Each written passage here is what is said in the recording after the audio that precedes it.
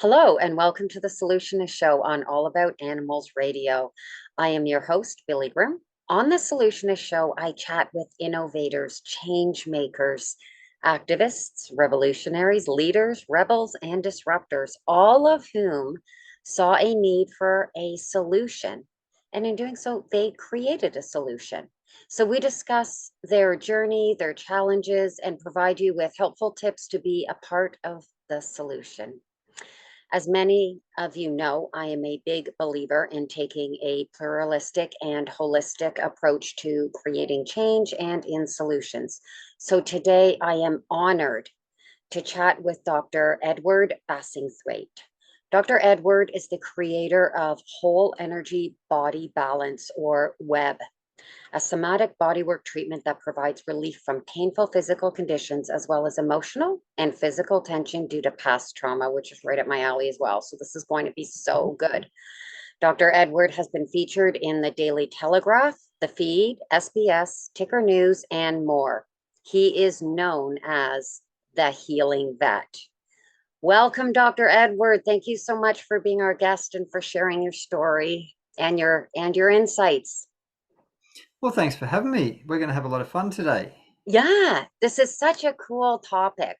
So you started out as a veterinarian, and then from there, tell us how that Well, evolved. I did start out as a veterinarian. I'm still going on as a veterinarian, but I definitely took a very big change in direction away from the more kind of classic veterinary path, Western medicine path. Right. And that came for a couple of reasons. It came because I met a very innovative horse vet when I was only graduated a year and a half or so, Dr. Tom Ahern, who found a way to work on horses' necks, and he would take horses that had a forelimb lameness that they would nerve block and x-ray, couldn't find any reason for the lameness. He'd mobilize the neck and the lameness would go away. And he was a beautiful, generous teacher and sat down with me for a couple of hours, taught me a whole lot of stuff. And I thought, well, what about dogs and cats? Because they have necks and backs too. And at that point, there was no one to teach me. There were no modalities. There was nothing. So I just started getting my hands onto the animals, feeling, exploring with more intention. Very quickly, I found a whole lot of pain and tension and dysfunction that before I went actively looking for it was flying right under my radar. Hmm. And I've pretty much been then when I found there was a problem, I wanted to do something to help these animals. So I started playing around with touch, with movement, with pressure. I think it comes from growing up on a cattle property or a ranch. If you're in more the kind of Americas, you learn that if there's a problem, well, the problem you need to find a solution. So I think having that kind of background led to me just experimenting, innovating. Then I went to England for a while and I got chronic fatigue syndrome, got very, very unwell. And that led to a hell of a lot of pain and tension in my own body. So I've had a lot of work with a lot of very high level practitioners, osteopaths, structural integration, helo work, rolfing, craniosacral, a range of different things like that, which I've learned a hell of a lot from having people work on me that I then transfer to the animals. And I also really got into energy healing at that time because the only thing after Western medicine helped me with a few things, but they ran out of answers very quickly. And energy medicine was one of the only things that gave me any kind of symptomatic relief when I was really unwell with chronic fatigue. So I've also integrated that deeply into what I do with animals and what I teach. I love that because I think having a personal and a professional background and experience, including hands-on, and I love what you said about growing up on a farm because I live in farm country in Canada. And that is so true. I mean, solutions are thought of sometimes right, as the problem or the situation arises and the need for a solution and around us that we can find those around us without taking traditional measures all the time, just by being opening our minds and opening our mindset and thinking of things differently, approaching things differently, and looking around at the tools and resources, and not necessarily tangible tools, but intangible ones as well that are around us.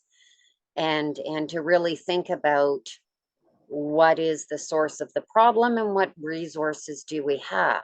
So I think that's really interesting that you were raised with a mindset like that, to be creative on your solutions. Yeah, well, I think too, if you're going to innovate and if you're going to create something new, you've got to be willing to experiment and you've got to be willing to fail and learn from failures. I think that is one of the most important things that anyone who wants to truly be creative and make things that are new, either totally innovative, totally new, or innovative applications of existing things, which is an equally valuable pathway. You got to try things and see what works, and you've got to not get discouraged when you try things that don't work. I think Edison tried hundreds of different designs before he made a light bulb that worked, for instance. Right. And by trying it and having it not work, that is still part of creating the solution, because you can take that information and start to assess why it didn't work in this particular situation, but why it did in this one, and what the differences are. And there could be a lot of, especially when it comes to animals, either behavior or physical, there's a lot of different factors that could affect that outcome. And I personally find it really interesting to do that, and have been doing that for decades, where it's just a matter of, interesting. I wonder what the difference and why it's successful here and not here. So I do want to get back to when you were working with this horse specialist. Um, Mm-hmm. so that when you were talking about getting your hands dirty, that correlates exactly with what we were just talking about, with just getting in there and Mm-hmm. and your way of, so you sort of had a platform to feed off of. You had a beginning point, and then you somewhat took it from there and learned from yourself along with your personal Yeah. experience. So I had a beginning point of someone who'd innovated a way to mobilize the spine to release nerve root compressions, which then, if you get a nerve root compression, you get referred pain, you get changes in blood um, vessel tone, so blood supply changes to wherever that nerve root is feeding out to. So what I really got was some information that woke Mm. me up to the to a whole new possibility of pain and dysfunction in animals. And then I just started exploring and experimenting, and I've been doing that ever since. And that's mostly dogs and cats, just because that's most of your client base.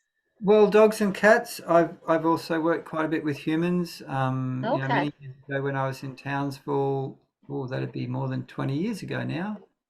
I had a market stall every Sunday where I did energy healing and head, neck, and shoulder massages and stuff like that with humans. I did have a small business doing body work with humans at that time. I've had ongoing with my partners. I've had one long-term marriage and a couple of long-term partnerships. I've continued to share body work with my partners.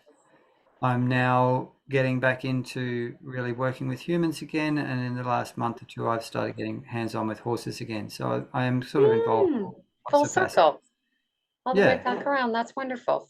Just getting a real wide range of experience and hands-on experience and learning, and also applying. It almost becomes, I know for me, that's what happened as well with cognitive behavioral therapy. Just as you're applying it, you're learning it, and then learning from different resources, and then continuing to apply. And also, a lot of my clients have had their own personal experience, so they can relate to it and relate to what's going on.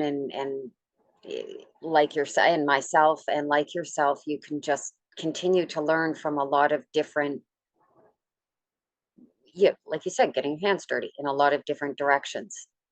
What would Cool. your challenges be, would you say, um, in the sense of, now I did see that you do teach this to um, people who want to apply it to, it look like mostly dogs, but dogs and cats, probably some horse people as well. So they take your course. What would you say is the biggest challenge in getting it out there on that larger scale, or teaching it, or what were some challenges that you faced? Well, the first challenge I faced was that I was still unwell with chronic fatigue and Lyme. Yeah, oh So gosh, that's it wasn't until I kind of realized I had Lyme. Now, I don't have a definitive diagnosis, but I got a hell of a lot better after I started taking Lyme-focused herbs. So I'm assuming that it was Lyme disease, and certainly all the symptoms were very consistent yeah. with it. And then I had also had to get out of unhealthy relationship dynamics. I was in a very toxic, narcissistic type behavior marriage. So Yeah. it's not until 5 years ago when I got out of all of that. I started teaching the web bodywork for pets about 10 years ago, and was doing face-to-face workshops, maybe 3 or 4 times a year. Then in 2019, we took the trainings online, and that was really where we could start to reach out to a larger audience. And then probably about 3 years ago, we started teaching the energy work for animals, which is the intuitive development, energy healing side of things. About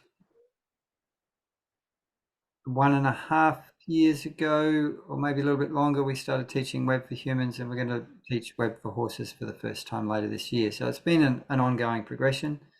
There's always ongoing challenges in any entrepreneurial endeavor, in terms of you've got to be continually innovating and experimenting and growing within the marketplace, because otherwise you're going to die.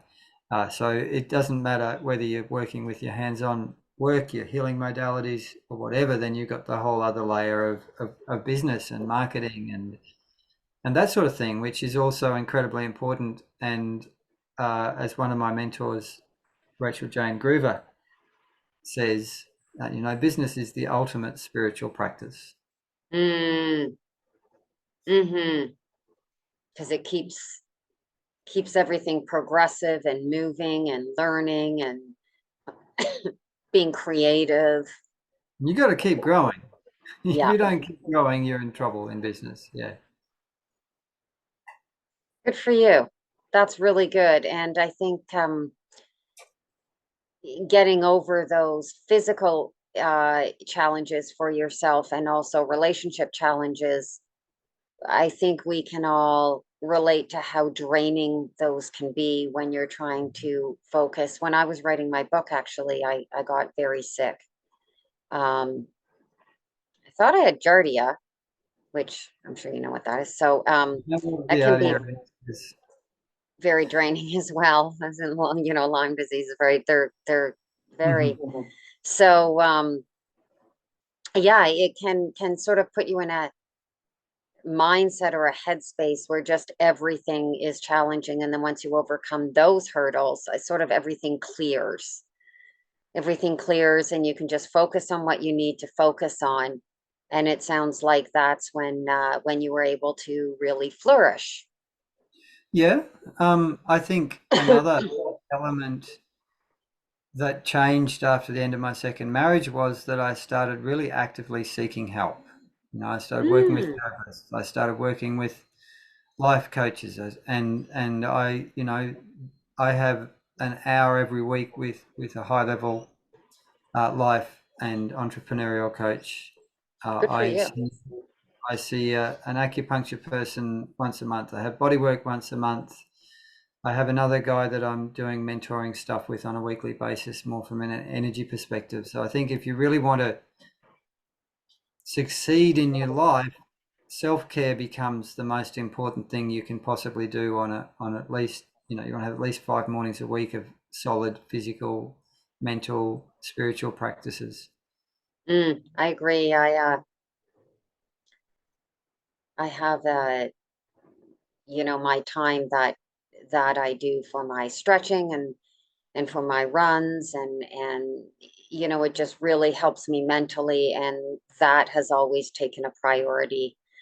Not a lot else has, except my business and the dogs, but that I feel like I wouldn't be able to be as accomplished with the other parts if I didn't Mhm. say put that as a priority and say no, that's my time to do that, and that's my time, and I'm absolutely doing it. So whatever it is for each individual person, but allows that to, if we start taking that away from ourselves, then we're not able to give in the best way that we can give. So I think that's important for people to say it's okay to take that time for yourself. In fact, it's Absolutely. necessary, whatever that is for you, whatever that time is, but as long as it gives you that mental ability to, because there's going to be challenges, so we Absolutely. need to have that ability to address them and overcome them.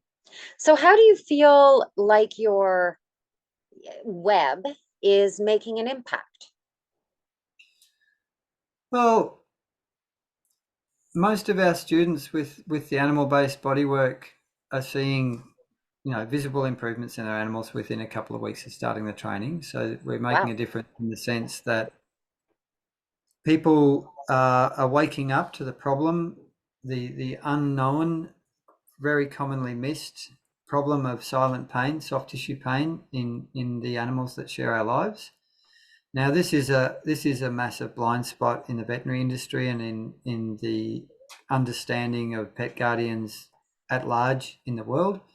Soft tissue pain doesn't show up on X-rays and MRIs and CTs and things like that, and you need to have particular skills to be able to palpate and discover it.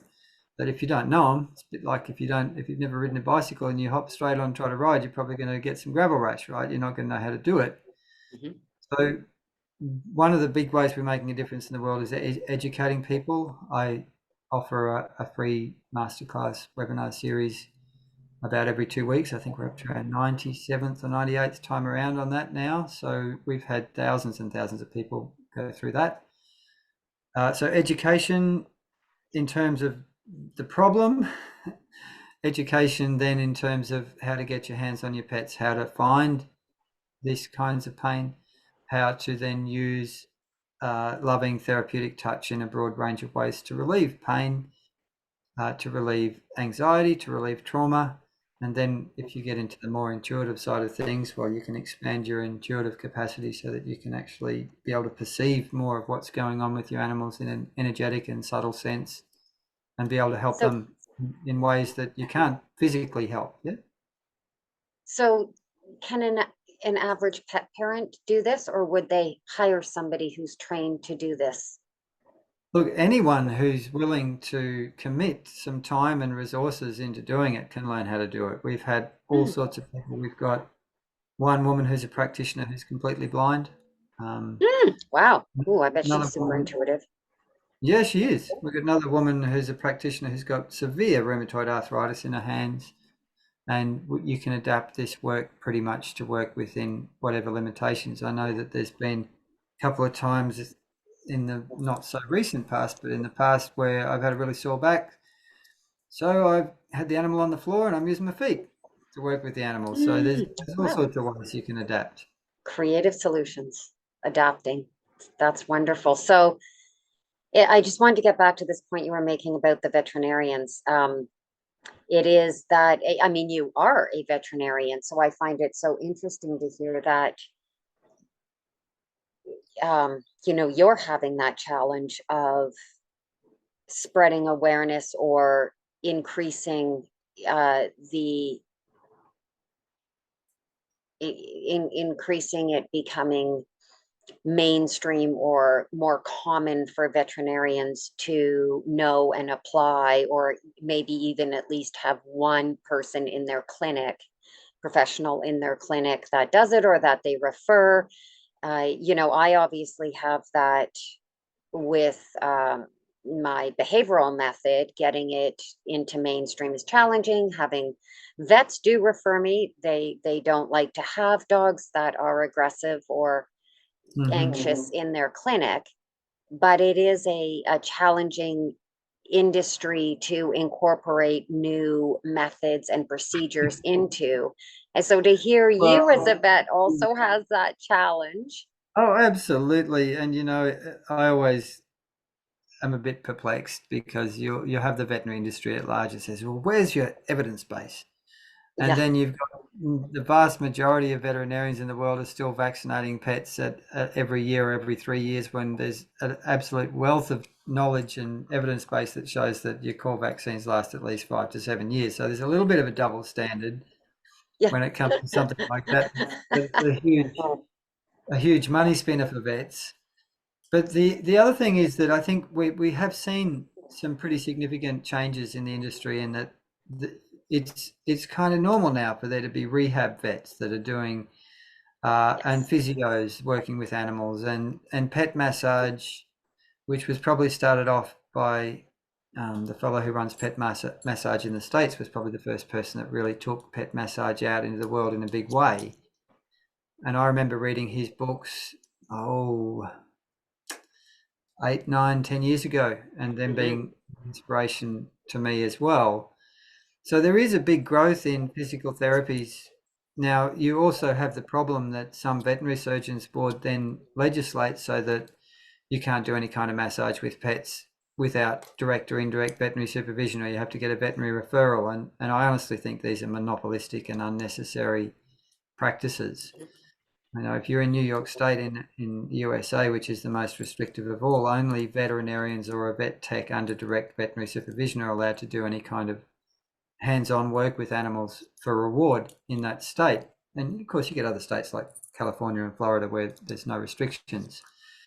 So it's an interesting and complex situation, but at the root of it, the veterinary industry has got a big knowledge and skill gap in that soft tissue pain, what I call neurofascial pain, because I think that's the most accurate way to describe it, in the fascia and the nervous tissue, which interpenetrates in a three-dimensional network throughout the body. They just don't even know it exists. And if you don't know, it's like me before I met Dr. Tom Ahern, and he's taught Yeah. me this thing about horses, and I suddenly thought, well, okay, if horses have got neck problems, then Yeah. stands to reason dogs and cats will too. Hmm. So that opened up me to start exploring. And at the moment, the veterinary profession is in a place where it's not taught at university. It's still not taught at university. I've recently had final year vet students that I've been on prac work that I've worked with, and I've told them about this. They're going, wow, that's amazing. And I've never heard of it before. And they're about to go into Hmm. practice. So the other problem is, when you look at it from a veterinary perspective, or a more standard veterinary perspective, is doesn't show up on diagnostic imaging. So your vet looks at your X-ray and it looks totally normal, nothing to worry about. And the only way you can find it is a particular skill of palpation. So you have to feel into the body in a certain way to be able to discover where there is this hidden silent pain. And the only way that's effective at treating it is hands-on work, body work, engaging with movement, with pressure, in a whole range of ways with therapeutic touch, because it's a physical pattern locked up in the body. And well, sure, you can give anti-inflammatories and prescription pain relief, and that'll mask the symptoms and the animal will seem to be better, but it doesn't actually fix the underlying problem. Like with humans. Exactly like for humans, yes. Yes. Yeah. Yeah. I mean, that all makes complete sense. And there's a lot of, again, I hear the same thing with my method. Well, that makes a lot of sense. I mean, CBT works on humans. Why wouldn't it work? They all have cognition, they all have emotions, they all have a past experience, and the method is scientifically, why aren't they teaching it in, universities and behavioral core? Well, yeah. Well, I mean, it takes a bit, and it takes people to go out there and say, I want to learn that. Why don't I know that? And that's interesting. And I, that challenge is there, but there's also the people that do respect and find it interesting and absolutely see why it would make sense. And it's yeah. especially if it's something that has helped us or has happened to us, or we've seen it, or it's worked with us, or someone that we know, someone that we love and trust, and it's been effective on them. I could see people absolutely seeing the logic behind it. I think that the ongoing, what they call humanization of pets, of dogs, of cats, where people are more and more treating the animals as like a human, like a member of the family. Now, there's some Mhm, pros and cons in that. There's some mhm. goods and bads, but it's leading to people really exploring a whole lot more of the different kinds of options available to their animals and wanting to be able to use the most effective and least harmful ways of benefiting their animals when it comes to treating them, whether it be for pain or any other kind of problem, anxiety, trauma, health issues. And that is putting pressure on the vet industry to move slowly, very slowly, but they're moving. Right. And if people are asking about it and talking about it and wanting to be exposed to it by their vet instead of, going in through the back door, then that would be one way for them to be able to bring it to the forefront and to mainstream while still managing it or being in having some kind of control over it in a sense, as opposed to just pretending that it's not there, Yeah, but yeah, actually saying, yeah, we are going to research it. And there's nothing wrong with looking for the evidence base and the scientific, has it been scientifically proven, this kind of thing. But to just exclude it or deny it being there or just push it aside because it hasn't been, well, let's explore that. Let's move forward and see, because if yeah. dogs have and cats and horses have those parts of the body, I mean, you're a vet, I'm not, but they have the body structure and the tissue, and that would be conducive or necessary in order for this method to be effective. If they have it, then it would make sense from a scientific point of view that it would be effective. Well, yeah, and I think when you come down to evidence-based and research, there's some interesting forces at play that kind of skew things. Number one is Okay. it costs an incredibly large amount of money to do high-level, double-blinded, AAA grade studies. It's massively expensive, and people won't invest in that unless there's a return. So most of that money goes towards prescription medications, which can be patented and then which are a money pump for whoever gets something effective and patents it. They can make incredibly large amounts of money out of it. Now, that's well and good, and I am not against prescription medications used in the right context, in the right dose for the right animal. That they can be incredibly helpful. But then you come to herbal medicine that gets demonized, Mm, and you're not going to get anyone doing the research. You've got a very long history of use safely for a lot of these herbs, and I think you should then consider that. You've got other things like energy healing, which there's actually some pretty damn fine high grade studies that show that these energy based interventions can definitely be more effective than a placebo. Now, you run into a whole lot of other things about different practitioners and how effective are they and different modalities and all that sort of thing. But the beautiful thing about energy healing is that it can't do any harm. So it's mm, like the ultimate adjunctive therapy. You get complementary therapies. You get different kinds of medicine that can be really helpful. But it's often a matter of experimenting and working with a range of practitioners too to get the best result for your pets. absolutely. It is.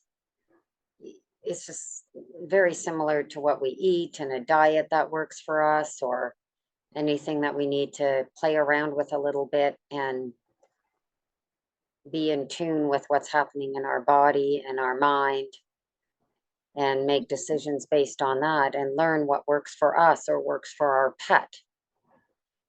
So, how how can people get a hold of you, or how can they learn more about web They can come or along to any of your solutions there that you've. Well, they can come along to wholeenergybodybalance.com. That's probably a good Right. place to drop in. You'll find all about the modality and the trainings and the free silent pain masterclasses we offer and all that sort of thing there. The healingvet.com is more my veterinary side of things. So I do offer online and in-person mentoring and consultations for integrative, intuitive veterinary work with animals. Apart from that, I'm also a musician and I've Ah, cool. perform as Tree Brother, and we've just got an album that we've just polishing off the mastering on right now, and I'll be getting all the graphic design done and launching later in October too. So Oh, that's so neat. Music's so good for the soul. I love music. What's the name of your band? Tree Brother. Tree. Oh, I love it.